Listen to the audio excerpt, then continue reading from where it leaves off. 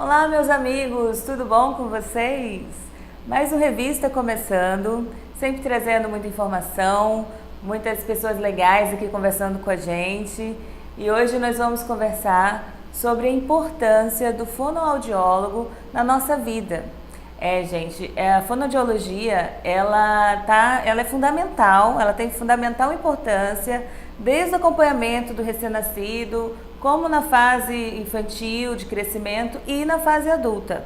E para falar mais sobre esse assunto, para tirar nossas dúvidas, para deixar o papai e a mamãe aí bem tranquilinhos sobre vários assuntos que é relacionado à criança, à saúde da criança, nós estamos aqui com a Magna Martins ao meu lado. Bem-vinda, Magna, seja bem-vinda. Obrigada por aceitar o convite. E assim, Magna, o teste da orelhinha é o primeiro passo, né? É o primeiro exame, o ponto de partida para saber sobre a situação auditiva da criança. Vamos começar falando do teste da orelhinha, como é que funciona, como é que é o teste? O teste da orelhinha é um exame simples, é indolor, e ele é realizado no momento em que a criança nasce. Segundo a Organização Mundial de Saúde, já nos hospitais, na maternidade, já tem que ter o teste da orelhinha gratuito pelo SUS. Uhum. As crianças que não têm, né, essa oportunidade de fazer, ela pode procurar em clínicas particulares ou planos de saúde, né? E, Magna, por que é tão importante o teste da orelhinha? O teste da orelhinha é importante porque se for detectado algum tipo de perda, o fonoaudiólogo encaminha ele para o otorrino, e o otorrino vai fazer outros exames complementares para ver se realmente esse bebê tem uma perda auditiva. E se ele tiver alguma perda auditiva, ele vai ter que fazer esses exames, ver qual o tipo de perda, né, o grau, e ver qual o tratamento que ele vai ter, se ele vai usar o aparelho auditivo ou se vai ser um implante coclear. E nesse termo, o fonoaudiólogo é importante para participar desse processo e depois acompanhar nas terapias fonoaudiológicas. E qual é o primeiro passo, assim, quando é detectado que tem um probleminha no ouvidinho da criança? Qual é o primeiro passo? De acordo com o que tiver, né? Qual seria o primeiro passo? É encaminhar para o otorrino. Aí ele vai fazer os próximos exames. Encaminhar para os próximos exames. Aí se der tudo normal, ele está liberado. E se der um problema... caso assim, por exemplo, é uma dúvida até minha mesmo. Se a criança não detectar nada, se der tudo ok, pode ocorrer de um engano no exame, tem que ter um acompanhamento para essa criança. Como é que funciona, assim, se acontece casos de não ser detectado no início e depois desenvolver? Acontece não no exame, né? Os exames são certos, mas pode acontecer de a criança ter alguma queda, bater cabeça, perder a audição. Uhum. Pode ter algumas doenças que atrapalham a audição. Então, sempre que tiver catapora, cachumba, algumas outras doenças, é necessário que faça o exame, não importa a idade, para saber, porque tem algumas doenças que causam perda auditiva. Importante saber disso, e pode prejudicar também a linguagem, o aprendizado. É que às vezes não é só nascer com, às vezes desenvolve, né, depois de uma doença, é bem importante saber disso, né? E assim, no desenvolvimento da linguagem da criança, vamos falar um pouquinho como é que funciona, por que tem bebê que começa a falar antes que o outro, como é que funciona esse processo de desenvolvimento? Então, o desenvolvimento da fala começa aos 3 anos. Com os 3 anos, as crianças começam a repetir o que os adultos falam. E até os 4 anos, a criança tem que falar já as palavras corretinhas. Tentar falar, né, as palavras certas. Se der 4 anos, ela fala tudo errado, troca palavras e não consegue acompanhar, você vê que ela tem um nível diferente das outras crianças, aí é preocupante, tem que procurar o fonoaudiólogo até os 4 anos para que dê o incentivo, né? Que dê a terapia certa para que ele possa desenvolver a fala. E desde pequenininho já pode ir para o fonoaudiólogo? Sim, a partir dos 3 anos, se ele já começa se percebeu que ele fala errado, que ele troca as frases, que ele tem muita dificuldade mesmo, tanto de comunicação como de interação com os outros, né? Porque tem criança que não quer conversar porque ele tem vergonha de falar errado, gagueja. Às vezes os pais fazem isso, não deixa a criança falar, né, o que quer. Ou então falando com voz infantil, retarda, isso, né? Retarda, atrapalha muito, porque eles copiam os pais. Então, tudo que o pai faz, se o pai achar bonitinho e continuar repetindo o erro dele, ele vai querer continuar no erro. Então, às vezes, cresce achando que para ele que aquilo ali é o certo. E às vezes a mãe não deixa nem a criança falar, né?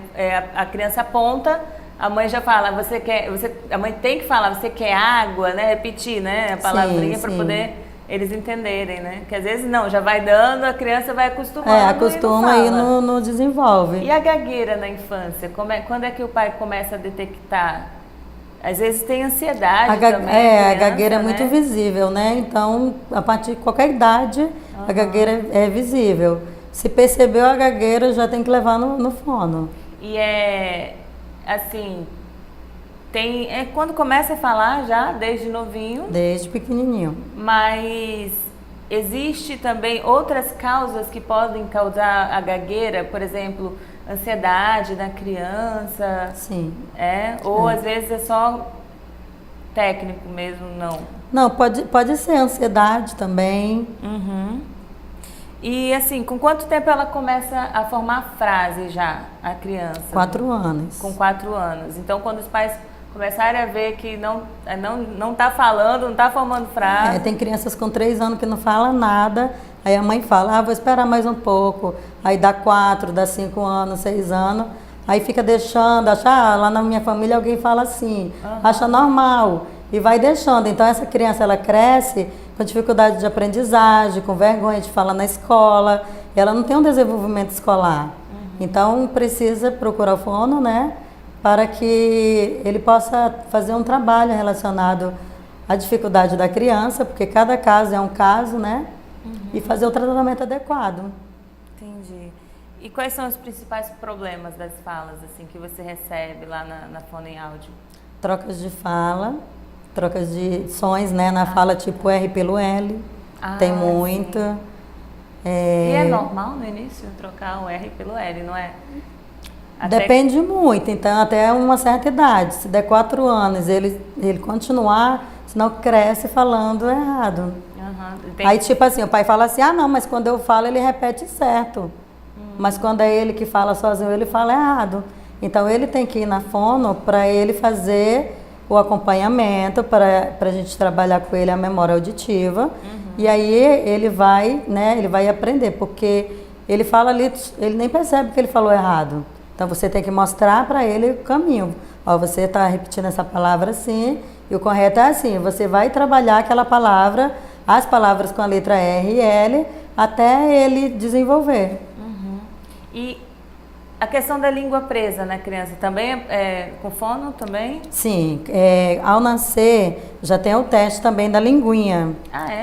O fono faz a avaliação e vê. Se perceber que tem a linguinha pregada, aí já encaminha para o otorrino também para ele fazer a cirurgia. A cirurgia é muito simples, é só um corte, né? É muito simples, quanto mais bebê, melhor para fazer. Quando cresce, ele já morde, né? Aí já tem mais dificuldade. Mas é muito importante fazer. Então, Magna, para quem está em casa, você pode passar quais são os sinais de alguns distúrbios na fala da criança, desenvolvimento da linguagem, né, em si. Quais são os primeiros sinais, assim, que os pais podem ficar atentos? Então, quando a criança não entende uma piada, ou quando ela troca a forma das frases, troca as palavras de lugar, tipo... Ontem eu fui à igreja, ela fala amanhã eu fui na igreja, ela não tem a noção do tempo ainda, né? Ela fala amanhã eu fui na igreja, então ela foi ontem.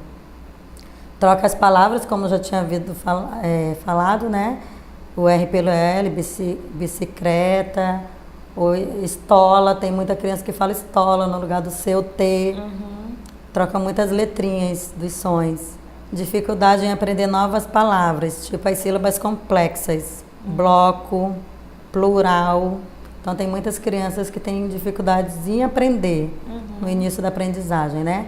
Então eles acabam tendo dificuldade de pronunciar a palavra.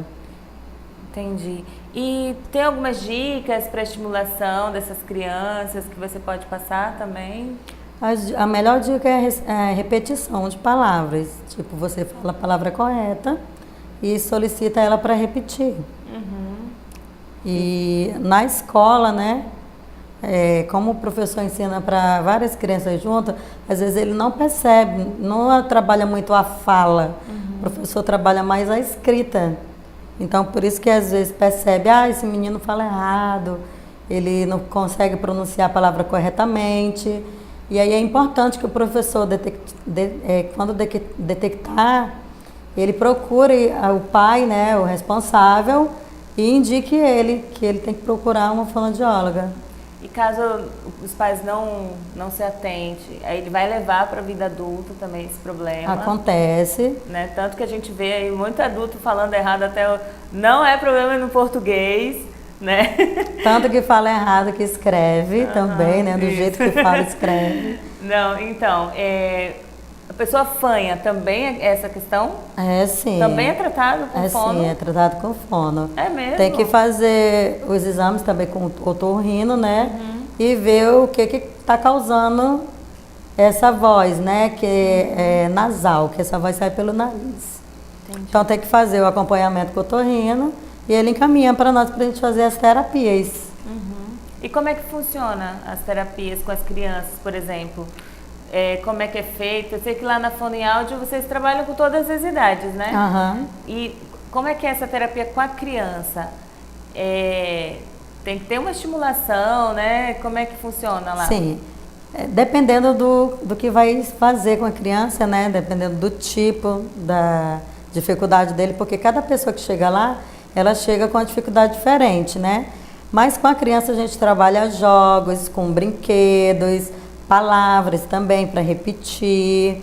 A gente trabalha jogo da memória, que também é muito importante o jogo da memória no desenvolvimento da criança, músicas. E tem todo um aparato com eles, né? Todo um caminho que a gente faz dependendo do tipo da dificuldade de cada pessoa. E a criança, né, sofre muito depois de uma fase, já com 6, 7 anos, ali os coleguinhas ali com bullying, né? Então é importante... imitando, repetindo que ele fala errado, né? Coloca apelidos, né? Então... E às vezes o problema maior é que os pais às vezes vai deixando, às vezes não tem uma condição financeira e não procura, mas a gente sabe que tem pelo SUS também, demora, mas tem, né?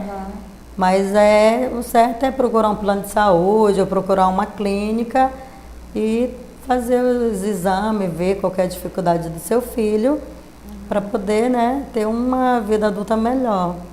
E na vida adulta já, existem alguns problemas, assim, por exemplo, um choque psicológico que pode ocasionar problema na fala? E vocês trabalham também, já teve casos assim? Sim, já teve vários casos de tanto de fala como de perda auditiva. Tem gente que escuta normal e de repente eu trabalho como telefonista, né? E percebeu, trabalhou muito tempo, ou trabalha em algum lugar que faz muito barulho, em ambientes ruidosos, e percebeu que um lado da audição é menos que o outro. Geralmente percebe quando fala no telefone. Percebe que ali aquele ouvido não escuta igual o outro. Então aquele zumbido também, o abafado, tem os né? zumbidos, barulhos que incomodam. Tem zumbido que parece uma borboleta, tem os que parecem uma panela de pressão. Vamos falar um pouquinho sobre o ouvido? Eu tinha esquecido dessa parte na fonoaudiologia. O ouvido também, né? Que é ligado, é direto, Sim, né? a linguagem de ouvido é interligado. Se ele não escuta bem, ele não vai entender o que a pessoa fala, não vai compreender e também não vai falar bem. Então, se ele escuta uma palavra, ele entendeu errado da maneira dele, ele vai expressar da maneira que ele entendeu. Entendi. Então, acontece muito casos de a pessoa ter audição normal e de repente ter a perda, tipo uma explosão perto também, essas bombas, né, que tem final de ano, Réveillon, se a pessoa estiver muito perto, pode ocasionar uma perda. Embalada, quem é acostumada a andar muito embalada, fica muito perto da caixa de som, aquilo ali prejudica a audição também. Fone de ouvido, que é muito comum entre os adolescentes, tem gente que dorme com fone de ouvido, isso é uma das maiores causas de perda auditiva. Sim, eu tenho visto muitos casos mesmo de adolescentes que não tira pra nada, né? E o volume alto. E os pais não se atentam porque às vezes não querem nem saber de problema com o filho, né? E deixa a criança ali com fone durante horas, a criança não sabe limites, né? E aí quando vê tem uma perda auditiva. Os músicos também, né? Os músicos é muito importante que tenham acompanhamento fonoaudiológico, não só pela audição, mas pela fala, pelo canto, para eles melhorarem a respiração. A voz, ter cuidado com a voz também durante o canto, né? Tem muitas coisas que o músico faz e vai cantar e depois tá lá rouco, sem voz. Aí às vezes vai deixando, bebe uma água, acha que toma alguma coisa, fica bom, usa aqueles spray na garganta, que aquilo ali é muito prejudicial. É mesmo? Porque ele é anestésico, então ele acha assim, aliviou. Aí ele vai forçar mais a voz. Aí quando ele vai ver, prejudicou mais do que ele achou que estava. Né? Achou que tinha melhorado porque deu anestesia, né? Então aparentemente melhorou. Mas aí ele vai utilizar ela de novo. Entendi. Aí acaba prejudicando mais ainda. Entendi. Aí é importante que faça o acompanhamento, né? Procure um fonoaudiólogo. E questão dos idosos, Magna, como é que funciona o tratamento para os idosos quando você vê, por exemplo, a questão da velhice já, da perda auditiva, quando é normal, quando não é, tem um acompanhamento, como é que funciona basicamente? Então, o idoso a partir de 60 anos, ele começa a ter a perda, né? Tanto da audição, da visão, às vezes a fala já fica com mais dificuldade de falar. Então, conforme a idade e a pessoa também, porque tem idosos que com 70, 80 anos falam muito bem. Eu não vou dizer que escuta muito bem, porque é difícil você ver um idoso a partir de 60 anos já começa a ter uma perda auditiva. E o tratamento para idoso é o aparelho auditivo mesmo. Se ele quer amplificar os sons, que ele não escuta mais, o de passarinho, tem um som que você pega no cabelo, você não escuta mais. Esses sons os sons, até a conversa, às vezes o idoso finge que está te escutando. E ele adora falar, né? Eles gostam muito de conversar, mas às vezes você fala algo para ele que ele não entende. Aí ele ri, tudo brinca, mas ele não entendeu aquela fala. Então o aparelho auditivo é muito importante nessa fase, né, que eles estão perdendo. Então tem muitos sons que ele não escuta, puxado de uma cadeira, um carro passando. Aí às vezes eles querem sair só na rua, é muito perigoso.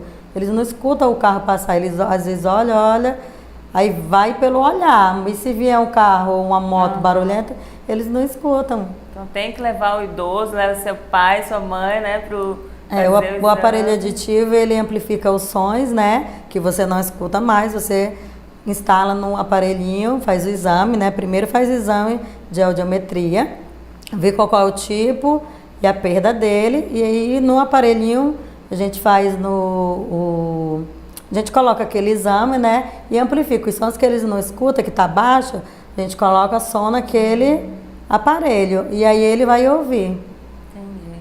Nossa, muito bom saber de tudo isso, né? Não, e é desde a criancinha, desde pequenininho, já tem que ter acompanhamento, aí durante o crescimento, desenvolvimento. E os cuidados também, né? Então você pode falar os cuidados, além de tudo que você falou, né? Você já falou da caixa de som, questão dos músicos, né? Questão da garganta aí. Quais são os cuidados básicos assim que você poderia falar pro pessoal de casa? Os cuidados básicos mesmo, assim, que a pessoa tem que ter no dia a dia é evitar ouvir música muito alta, quando tiver rouco, Evitar tomar água gelada, comer bastante maçã, que a maçã ela ajuda, né?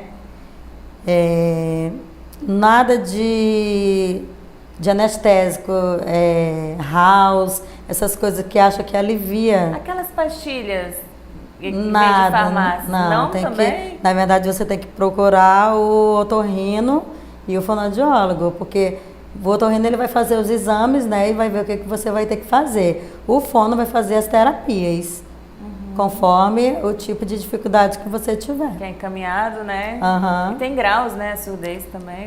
Tem os tipos e o grau de surdez. É só um Ela exame vai- mesmo para detectar, né, Magna?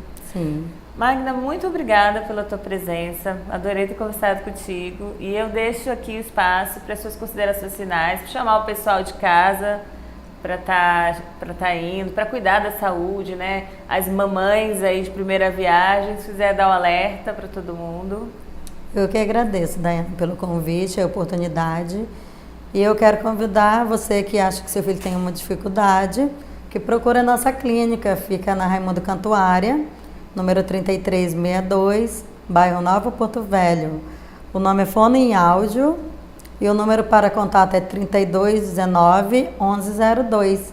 Você acha que seu filho, seu pai, sua mãe ou você mesmo que tem alguma dificuldade, você pode nos procurar. Então, gente, é isso. A revista tá ficando por aqui.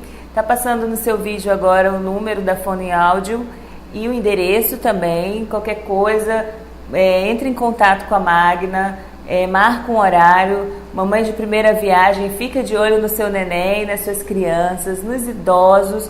Notou alguma coisa diferente? Procura um profissional correto. Não vai se automedicar, não vai procurar no Google. Então, gente, é sempre bom alertar.